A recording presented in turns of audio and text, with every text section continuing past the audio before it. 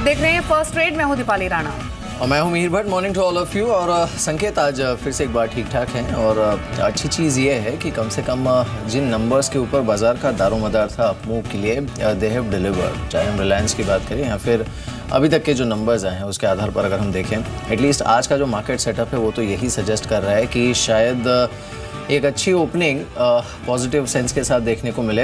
अब 90 to 50 के ऊपर अगर स्पॉट में निफ्टी निकलता है आज के ट्रेड में तो ये अच्छा संकेत बनेगा मार्केट के लिए। और ऑब्वियसली नज़र रहेगी एक्सपायरी के पहले क्या मार्केट 927475 का जो जोन है उसे सरपास कर पाएगा या नहीं। ज़्यादातर एशियन क्यूज़ जो हैं वो पॉजिटिव हैं, आधे से 1% की तेज़ी देखने को मिल रही है और positive rub off definitely wall street और यूरोपियन मार्केट्स का आज एशिया में प्ले होते हुए।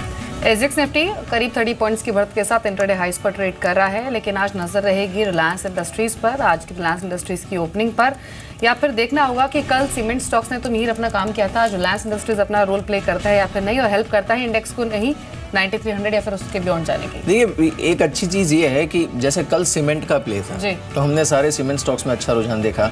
अब आज रिलायंस अकेला ही काफ़ी है, यू नो, एटलीस्ट इंडेक्स का जो सेंटिमेंट है उसे अच्छा रखने के लिए। कल भी हमने देखा था कि जो ब्रॉडर मार्केट था उसमें अच्छा रुझान देखने को मिल रहा था और आज भी संकेत जिस तरह के हैं ये एक्सपेक्टेड है कि ना सिर्फ रिलायंस बल्कि जो ओवरऑल ब्रॉडर मार्केट है उसमें भी रुझान ठीक देखने को मिलेगा। दो नंबर्स हैं एक्सिस बैंक और विप्रो, लेकिन फ्रैंकली विप्रो से कोई बहुत ज़्यादा उम्मीद है नहीं unless Axis bank manages to create some upset. I think Nifty bank भी सपोर्ट करेगा मार्केट को। बिल्कुल विप्रो पर फोकस रहेगा जिसके नंबर्स मार्केट बंद होने के बाद आएंगे। एक्सिस बैंक की 2 दिन बोर्ड बैठक चलेगी, उसके बाद नंबर्स जारी करेगा।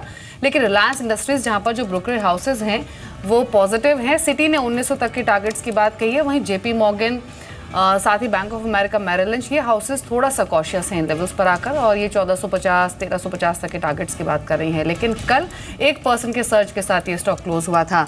आज के सेशन में आपको फोकस करना है एनबीएफसीज पर भी, क्योंकि इंडिया बुल्स हाउसिंग फाइनेंस के नंबर स्ट्रॉन्ग आए हैं। आज ये नंबर्स आने के बाद रिएक्ट करेगा। LIC हाउसिंग M&M फाइनेंशियल के नंबर्स आज जारी होंगे। साथ ही पूरे ही सीमेंट स्पेस पर एक बार फिर से फोकस करें क्योंकि कल एक स्ट्रॉन्ग आउट परफॉर्मेंस हमने देखी थी ACC, अल्ट्राटेक जैसे स्टॉक्स में, और पूरे ही सीमेंट पॉकेट में पिछले 2-3 दिनों में काफी अच्छी बैंक देखी भी गई है। इंडिकेटिव एक्शन की शुरुआत हुई है और 100 पॉइंट्स ऊपर सेंसेक्स, निफ्टी भी शुरुआत में 92 पॉइंट्स की बढ़त दिखा रहे हैं अपने लाइफ टाइम हाइस के नजदीक। लेकिन जैसे हमने कहा कि रिलायंस इंडस्ट्रीज को देखना होगा कि आज के सेशन में RIL का रिएक्शन कैसा रहता है। एक अच्छी ओपनिंग होगी भी तो उसकी क्लोजिंग काफी इंपॉर्टेंट रहेगी कि वो स्ट्रेंथ दिन भर आज होल्ड करता है या फिर नहीं। लेकिन कल के सेशन में हमने निफ्टी बैंक में भी एक अच्छा मूव देखा था, 1-1.5% बढ़कर ये ऊपर इंडेक्स क्लोज हुआ था। आज ही वही रुझान दिख रहा है। लेकिन फास्ट मनी के ट्रेड्स फटाफट से देख लेते हैं। सुबह हमने 20 ट्रेड्स आपको बताए थे, उन स्टॉक्स में हमने पिछले 2-3 दिनों में भी अच्छा मूव देखा है। इस बीच रुपए की शुरुआत हुई है, कल भी रुपया एक मजबूत क्लोजिंग देकर क्लोज हुआ था। आज भी करीब 3 पैसे की मजबूती के साथ रुपया ओपन हुआ है 64.41 के लेवल्स पर। लेकिन 4 मेहमान हमारे साथ बने हुए हैं। मयूरेश जोशी हैं, अविनाश गोरखसाकर हैं, के सुब्रा हैं और राजेश सतपुते हैं। अविनाश, फार्मा स्पेस में 3 स्टॉक्स हैं जो कि आज खबरों में हैं, सन फार्मा और साथ ही साथ ग्लेनमार्क पर पॉजिटिव न्यूज़ फ्लो है, और दूसरी तरफ स्ट्राइड साशुन, शायद ये आज एक पॉजिटिवली रिएक्ट करे क्योंकि जिस यूनिट का इंस्पेक्शन किया था US FDA ने उसको फॉर्म 483 जारी नहीं हुआ है। स्ट्राइड साशुन पर कैसा रिएक्शन एक्सपेक्ट कर रहे हैं और क्या व्यू है? नहीं, आई थिंक मुझे लग रहा है दीपाली स्ट्राइड शासन पे पॉजिटिव रुझान ही होने की एक्सपेक्टेशन रहेगी, क्योंकि ये बात क्लियर है कि अगर फॉर्म 483 इनको इशू नहीं किया है तो डेफिनेटली शॉर्ट टर्म में तो पॉजिटिव मोमेंटम रहेगा। इवन लॉन्गर टर्म में हमको लग रहा है कि अभी ये दिक्कतें ना होने के कारण FY18 में ग्रोथ वापस अच्छी तरह से रिज्यूम होगा, क्योंकि US मार्केट्स को ये यूनिट सर्विस करती है। रही बात मेरे ख्याल से ग्लेनमार्क फार्मा की, तो हमको लग रहा है यहाँ पे भी पॉजिटिव न्यूज़ फ्लो है, तो यहाँ पे डेफिनेटली अच्छा ही रुझान पॉजिटिव निकलना चाहिए। इस बीच एक बार रिलायंस को देख लेते हैं। हम देखिए 4.25% ऊपर इंडिकेटिव टिक्स में रिलायंस 1479 पर, और यही मैं दीपाली कह रहा था कि आज रिलायंस एक्चुअली इंडेक्स के लिए कम से कम एक एंकर का काम करेगा, तो ये एक डायरेक्शन देगा मार्केट को, एंड देन उसके आसपास जो बुल्स हैं वो अगर चाहें तो तेज़ी को कंस्ट्रक्ट कर सकते हैं। और अगर ये होता है तो then we have to look at the new high. Already 9277 पर निफ्टी इंडिकेटिव टिक्स में दिख ही रहा है, so that's a good setup. 3-4% की तेज़ी इंडिकेटिव टिक्स में थी, लेकिन एक reasonable expectation Subra indicative ticks आने के बाद क्या रखनी चाहिए रिलायंस पर?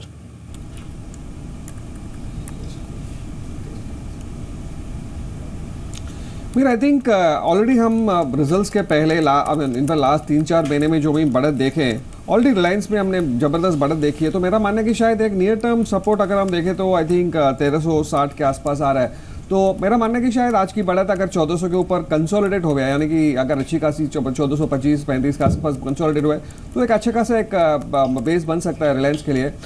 मेरा मानना है कि शायद वही होने की पूरी संभावना है। और जहाँ तक आप इंडेक्स की बात की, आई थिंक आज की मार्केट में आई थिंक ICICI बैंक भी काफ़ी अहम हो सकते हैं, क्योंकि वही सब काफ़ी वीकनेस देखने को मिली लास्ट 2-3 दिन में, लेकिन अभी अगर आप देखें तो अच्छी खासी सपोर्ट लेवल पे आके खड़ी है। तो मेरा मानना है कि उसका भी साथ मिले, कोई शॉर्ट कवरिंग रैली देखने को मिले तो शायद इंडेक्स को यहाँ से काफ़ी ऊपर कंसोलिडेट करने का एक मदद मिल सकता है। जी बिल्कुल। इस बीच अच्छी चीज़ ये है कि एक बार फिर से निफ्टी को देखते हैं। इंडिकेटिव टिक्स में जो इसका लाइफ टाइम हाई है वो है 9274 का, और ये बार बार उसके ऊपर निकल कर आया है, अभी भी 9270 पर है। सो चांसेस आर कि ओपनिंग में एक नई रिकॉर्ड हाई ओपनिंग देखने को मिलेगी।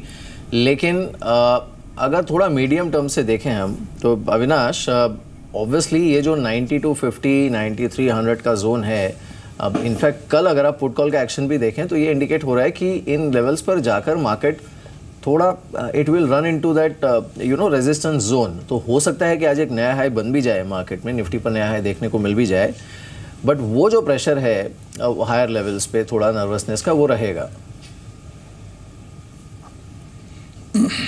नहीं बिल्कुल, इनफैक्ट मीर मुझे लग रहा है कि ऊपरी लेवल्स पे थोड़ा सा रेजिस्टेंस ज़रूर देखने को मिलेगा। स्पेशली कल का जो मूव था वो काफ़ी सरप्राइजिंग था, लेकिन अच्छे नतीजे आने के कारण मार्केट्स में एक अच्छा मूड देखने को मिला। आई थिंक यूरोपियन मार्केट्स ने भी अच्छी रैली देखने को मिली। तो मुझे लग रहा है at least in the near term markets का जो मूड है पॉजिटिव रहेगा, बट अराउंड 9300 होपफुली अगर मार्केट्स टच करता है शॉर्ट टर्म में तो उसके बाद थोड़ी सी बिकवाली ज़रूर देखने को मिलेगी। बट मेरे ख्याल से स्टॉक स्पेसिफिक एक्टिविटी ज़्यादा फोकस में रहेगी क्योंकि अर्निंग्स का महीना है। जी, लेकिन इंडिकेटिव एक्शन में एक इंडिया बुल्स हाउसिंग फाइनेंस के स्टॉक को भी देखिए, ये भी अच्छी बढ़त दिखा रहा है अलॉन्ग विद रिलायंस, और यहाँ भी अर्निंग्स का ही इम्पैक्ट है। 3.5% ऊपर ये 1043 के लेवल्स पर ट्रेड कर रहा है।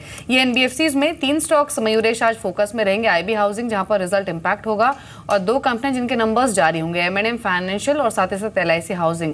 इन तीनों में आप की रिकमेंडेशन किस स्टॉक पर है, और specially IB housing post earnings कैसा लग रहा है? नहीं, अर्निंग्स काफ़ी अच्छी थी और मेरे ख्याल से थिंक हाउसिंग फाइनेंस कंपनीज़ की एक बास्केट बनानी चाहिए, क्योंकि जिसकी ग्रोथ आगे आ सकती है कंपनीज़ के लिए, अफोर्डेबल हाउसिंग हो या जनरल हाउसिंग सेगमेंट के लिए, वो काफ़ी ह्यूमंगस हो सकती है। तो कहीं ना कहीं आई थिंक जो कॉस्ट ऑफ फंड्स में गिरावट देखने मिली है, that is offsetted the fall in the cost of yields. तो मेरे ख्याल से आई थिंक जो स्प्रेड्स और निम्स मेंटेन करते हैं बिल्कुल मेंटेन कर पाएंगे। तो इंडिया बुल्स हाउसिंग शायद 8 प्राइस पे 3 टाइम्स बुक है, but going forward I think it can still expand it's loan book. तो मेरे ख्याल से जो बास्केट की मैं बात कर रहा था, Dewan housing, Indiabulls housing, PNB housing, LIC housing, अगर ये बास्केट आप बनाते हो तो मेरे ख्याल से I think you can play that. जहाँ तक रूरल फोकस्ड NBFCs का है, जैसे M&M फाइनेंशियल, एसेट क्वालिटी के दबाव अभी भी बैलेंस शीट में हम देख रहे हैं, और जो 120 डेज बकेट प्रोविजनिंग है वहाँ पे 8-8.5% के आई थिंक GNPAs हैं। तो इन this space itself I think I will be very very focused, और मेरे ख्याल से I think Cholamandalam investment is something that I like on declines. जो इनकी प्रोविजनिंग है इस फार लेसर, अगर हम 90 डेज पे भी शिफ्ट होते हैं तो शायद 4.2-4.3 का NPAs रहेंगे, बट मेरे ख्याल से I think return ratios are far better than most players in this space, और जो प्राइस टू बुक मल्टीपल्स पे ये ट्रेड करता है that is far more reasonable considering the earnings profile. तो पिक एंड चूज करना है within rural focused housing, तो Chola investment will be my pick. लेकिन कई सारे स्टॉक्स हैं जिस पर आज आप देखिए कितना अच्छा रुझान देखने को मिल रहा है। आपने इंडिया बुल्स हाउसिंग फाइनेंस की बात की, रिलायंस पर तो है ही स्ट्रेंथ जो देखने को मिल रही है। इसके अलावा और कुछ काउंटर्स जिस पर अच्छा मूव है, इसमें वेंट है, वेंट इंडिया के काउंटर पर काफ़ी अच्छा मूव है, करीब 13% ऊपर ये दिख रहा है। TBZ पर हमने देखा अच्छा मूव देखने को मिल रहा है, करीब 5-5.5% का। So there are lot of stocks. Biocon है जो कि करीब 3.5% ऊपर इंडिकेटिव टिक्स में दिख रहा है इस समय 1105 के लेवल पर। सो ये ऐसे स्टॉक्स हैं जिस पर नज़र रखनी चाहिए। स्ट्राइड शाशून है जो कि 2.5% ऊपर है। AVT नेचुरल ये करीब 6% ऊपर। न्यूक्लियर सॉफ्टवेयर है जो कि 2% ऊपर है। ज़ीलर्न ये करीब 2.5% ऊपर। MRPL, Chennai petro. Rajesh, top 2 picks आपकी आज के ट्रेड के लिए?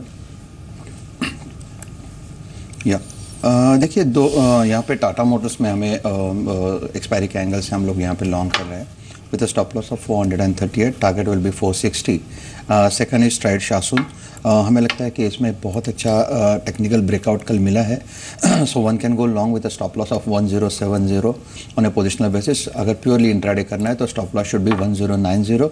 जो टारगेट रहेगा वो रफली रहेगा 1145 for the intraday on a positional basis. 118085 का टारगेट रहेगा। जी सुब्रा, 4 स्टॉक्स हैं जो कि F&O बैन से आज बाहर हो रहे हैं, Reliance capital, DLF, Bharat financial और जैन इरिगेशन। और ये चारों स्टॉक्स में से स्पेशली जैन इरिगेशन और DLF कांस्टेंट मूवर रहे हैं। आप इनमें से कोई ट्रेड पिक करेंगे आज?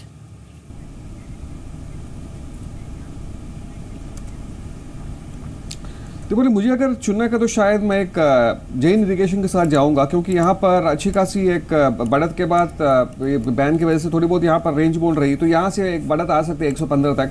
और मेरा मानना है कि शायद ये एक प्रीफर ट्रेड है। और I think Reliance capital also, I think यहाँ पर भी अच्छी खासी कंसोलिडेशन, यहाँ पर मूवमेंट काफ़ी अभी लास्ट 3 अभी आई थिंक हफ्ते भर में देखने को नहीं मिली है, लेकिन मेरा मानना है कि शायद एक्सपायरी तक 640 तक जाने की पूरी संभावना है। इस बीच चलिए इंडिकेटिव टिक्स जो आए हैं ना उसको एक बार देख लेते हैं। फुल चांस है कि आज एक नए हाई पर ही निफ्टी खुले। 9273 पर ये रुका है इंडिकेटिव टिक्स में, और 9274 जो है वो निफ्टी का लाइफ टाइम हाई है। So it's almost there. In fact इसने इंडिकेटिव में हिट किया भी था। ऑब्वियसली जो गेनर है वो है Indiabulls housing finance, top gainer है। रिलायंस 3% ऊपर है, M&M 1.5%, Tata motors, ICICI bank, Bharti Infratel, Tata power, Hero MotoCorp, इन काउंटर्स पर अच्छा मूव देखने को मिल रहा है। अगर हम कैश में देखें जहां पर सबसे ज़्यादा बाइंग देखने को मिल सकती है ठीक ठाक वॉल्यूम्स के साथ, इसमें एक तो ज़ाइलॉग सिस्टम्स है, ये करीब 9% ऊपर है। TBZ की हमने बात की, ये 6% ऊपर इंडिकेटिव टिक्स में रुका है। डॉलर इंडस्ट्रीज़ है जो कि 5% ऊपर है कल का मूव एक्सटेंड करते हुए। इंडिया बुल्स होलसेल पर रुझान ठीक है, 119 के आसपास का लेवल यहाँ पर देखने को मिल रहा है। और कुछ काउंटर्स जिस पर मूव देखने को मिल सकता है, इसमें HOCL है, ये करीब 35 के आसपास 5% का मूव यहाँ पर देखने को मिल रहा है। इसके अलावा बायोकॉन ये और एक काउंटर है जो कि करीब 4% ऊपर खुलने की उम्मीद बनी हुई है, और इनफैक्ट अच्छी वॉल्यूम्स भी देखने को मिल सकती हैं। If you look at mid cap, यहाँ पर in fact IRB infra, India bulls real estate, Reliance communication और साउथ इंडियन बैंक, ये कुछ अन्य काउंटर्स हैं जिस पर मूव देखने को मिल सकता है, अपार्ट फ्रॉम फार्मा स्पेस जहां पर अच्छा रुझान है, बीट बायोकॉन और स्ट्राइड्स शासन। जी अविनाश, 2 ट्रेड्स जिन पर आपका फोकस रहेगा आज ओपनिंग के बाद? नहीं, मुझे लग रहा है कि आज LIC हाउसिंग फाइनेंस और टिपिकली अगर इंडिया बुल्स हाउसिंग की जो बात मैंने की, ये दोनों ही स्टॉक्स में अच्छा पॉजिटिव रुझान दिखना चाहिए। LIC हाउसिंग फाइनेंस में हमको लग रहा है कि इंडिया बुल्स हाउसिंग फाइनेंस के नतीजे देखने के बाद ऐसा लग रहा है कि यहाँ पे भी लोन बुक ग्रोथ और एसेट क्वालिटी ठीक ठाक आनी चाहिए, प्रॉफिट ग्रोथ भी अच्छे आने चाहिए। तो यहाँ पे डेफिनेटली एक शॉर्ट टर्म ट्रेड और एक medium term trade LIC housing finance में बन सकता है। इंडिया बुल्स हाउसिंग में हमको लग रहा है कि लोअर लेवल्स पे ज़रूर सपोर्ट आएगा, और यहाँ पे जो लोन बुक ग्रोथ आया है वो सस्टेन होने की पूरी चांसेस है FY18 के लिए भी। जी, ये बायोकॉन पर मयूरेश क्या कमेंट्स हैं? आज अच्छा मूव दे रहा है ये स्टॉक, और फ्राइडे को अर्निंग्स भी आने हैं बायोकॉन के। ये स्टॉक ने हमेशा सरप्राइज किया है, और जहाँ तक इसके मेन बिजनेस सेगमेंट्स रहे हैं, स्मॉल मॉलिक्यूल्स हों या जो उसका मेन सेगमेंट है रिसर्च कॉन्ट्रैक्ट डेवलपमेंट, कहीं ना कहीं आई थिंक जो पाइपलाइन है ड्रग्स की, आई थिंक वो काफ़ी तगड़ी है। जो इनके ग्लार्गिन जो इन्होंने जापान में आई थिंक लॉन्च किया था, और इसके 2 आई थिंक जो अलग लॉन्चेस आने की उम्मीद है, जिसकी मार्केट साइज़ और potential addressable drug size is quite large. मेरे ख्याल से आई थिंक पोटेंशियल काफ़ी खुलती है in terms of earnings growth अगले 2 से 3 वर्षों के लिए। तो मेरे ख्याल से आई थिंक जो इन्वेस्टर्स के पास ये स्टॉक है बिल्कुल होल्ड करना चाहिए।